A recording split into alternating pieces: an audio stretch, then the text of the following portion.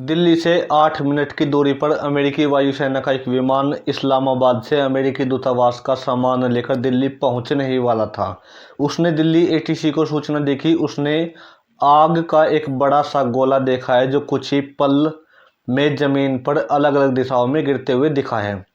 इसके पायलट ने एटीसी को बताया कि हमें अपनी दाहिनी ओर एक विशाल आग के गोले जैसा कुछ दिखा है। यह एक बड़े विस्फोट की तरह लग रहा था। एटीसी ने तुरंत उन दोनों विमानों से संपर्क करने की कोशिश की, लेकिन कोई जवाब नहीं मिला। जाहिर सी बात है कि बहुत देर हो चुकी।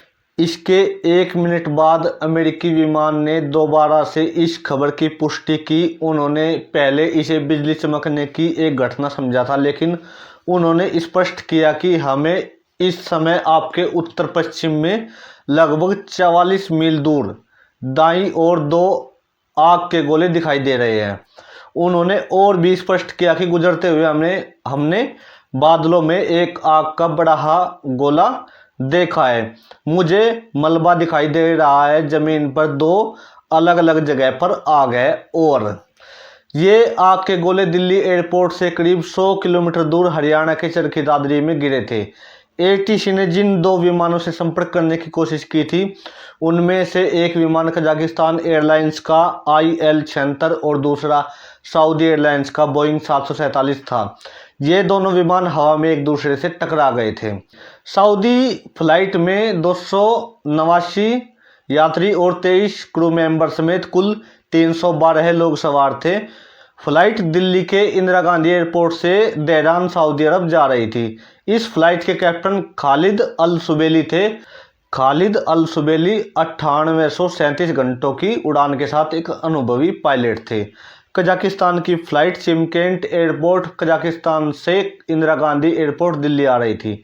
इसमें 27 यात्री और 10 क्रू मेंबर समेत कुल 37 लोग सवार थे। इस फ्लाइट के कैप्टन अलेक्जेंडर चेरेपनोव थे। कैप्टन अलेक्जेंडर 9229 घंटों की उड़ान के साथ एक अनुभवी पायलट थे। दोनों विमानों में ऐसे लोग सवार थे जो अपने जीवन को बेहतर बनाने की उम्मीदों को लिए अपनी अस्थायी मंजिल की तरफ जा रहे थे। कजाकिस्तान के विमान को किर्गिज के कुछ व्यापारियों ने चार्टर किया था, जो आने वाली सर्दियों के लिए सस्ते कपड़े खरीदने के लिए दिल्ली आ रहे थे। वहीं सऊदी विमान में ज़्यादातर मजदूर थे जो सऊदी अरब में तेजी से बढ़ते कंस्ट्रक्शन के क्षेत्र में काम करने के लिए जा रहे थे। दोनों फ्लाइट को अप्रोच कंट्रोलर VK दत्ता द्वारा नियंत्रित किया जा रहा था। उन दिनों दिल्ली एयरपोर्ट पर कोई सेकेंडरी रडार नहीं था जिससे आप किसी विमान की दूरी के साथ उसकी ऊंचाई का भी पता लगा सके। एटीसी को फ्लाइट की ऊंचाई का पता करने के लिए फ्लाइट के पायलट पर निर्भर रहना पड़ता था। 12 नवंबर 1996 की उस शाम को सऊदी एयरलाइंस की फ्लाइट ने हमेशा की तरह दिल्ली एयरपोर्ट से उड़ान भरी। मौसम साफ था और कोई भी ऐसा संकेत नहीं था जिससे यह पता चल पाता कि कुछ ही पलों में इतना बड़ा हादसा होने वाला है।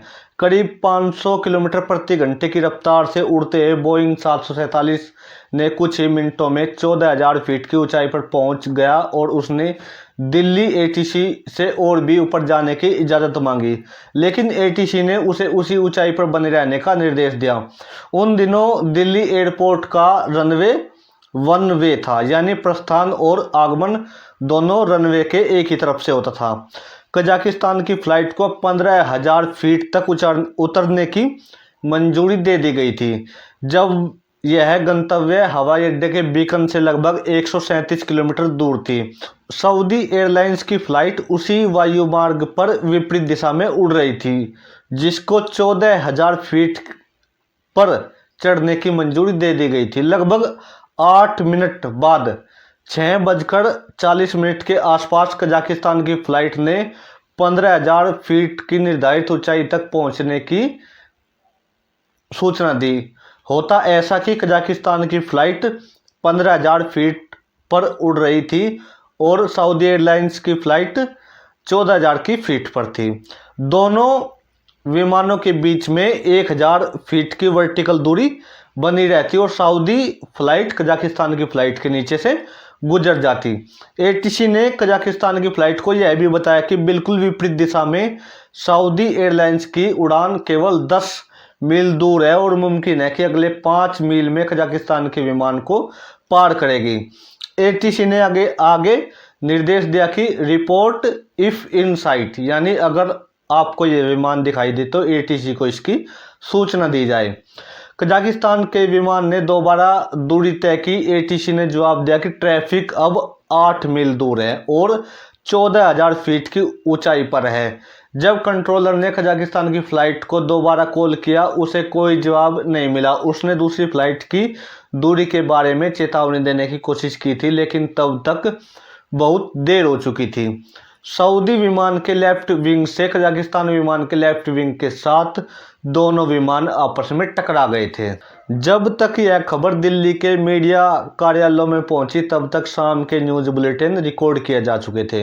घटना की अधूरी जानकारी के साथ पत्रकार घटनास्थल की तरफ रवाना हो गए, लेकिन जानकारी अधूरी होने के कारण कुछ पत्रकार हरियाणा के चरखी दादरी के बजाय उत्तर प्रदेश के दादरी गांव में पहुंच गए, जबकि दोनों विपरीत दिशा में लगभग 150 किलोमीटर की दूरी पर है। इस दुर्घटना की जांच लाहौटी आयोग ने की थी, जिसकी अध्यक्षता दिल्ली उच्च न्यायालय के न्यायाधीश रमेश चंद्र लाहौटी ने की थी। आयोग ने गांव वालों के हवाले से कहा कि पहले तो एक खतरनाक आवाज आई जिसने पूरे गांव को हिलाकर रख दिया। घरों के दरवाजे और खिड़कियां टूट गए और हर तरफ कांच के टुकड़े बिखर गए। लोग इसे भूकंप समझकर डरकर अपने घरों से बाहर निकल आए। जब ये पता चला कि विमान है तो लोग आग और धुएं की तरफ दौड़े, क्योंकि विमान गांव के बाहर एक खेत में गिरा था। उनका मानना था कि सऊदी पायलट ने गांव को बचाने की कोशिश की और विमान को खेत की तरफ ले गए थे। हालांकि जांच में कोई सबूत नहीं मिला।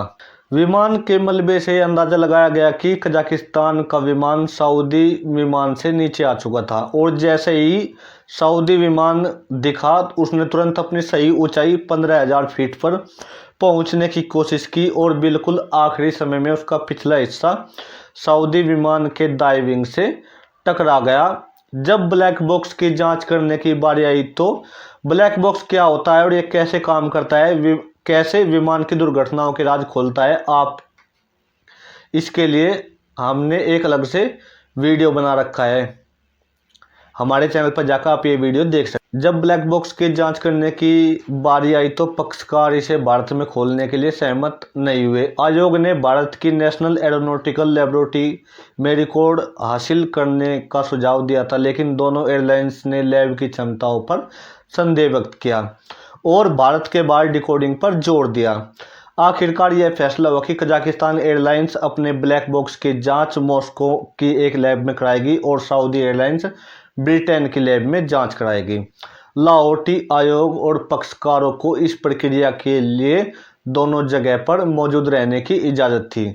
कजाकिस्तान के विमान के कॉकपिट में जो बातचीत रिकॉर्ड हुई, उसके अनुसार रेडियो अधिकारी ने दोनों विमानों के टकराने से ठीक 4 सेकंड पहले सऊदी विमान को सामने देखा था। इसी तरह सऊदी विमान के चालक दल के अंतिम शब्दों से यही पता चलता है कि उन्होंने भी कजाकिस्तान विमान को आखिरी समय में देखा था और वह समझ गए थे कि मौत उनके बहुत करीब है। एक इस्लामिक प्रार्थना उनके अंतिम शब्द थी।